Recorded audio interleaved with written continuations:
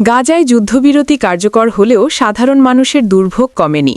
টানা ২ বছর ইসরায়েলি হামলায় গাজার অধিকাংশ ভবন ধ্বংস হয়ে যাওয়ায় লাখো মানুষ ঘরহারা হয়ে পড়েছে।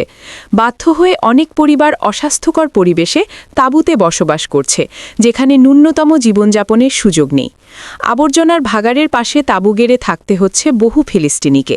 দূষণ, দুর্গন্ধ ও নোংরা পরিবেশের কারণে শিশু ও বৃদ্ধদের মধ্যে শ্বাসকষ্ট, পেটের রোগ ও চর্মরোগ দ্রুত বাড়ছে।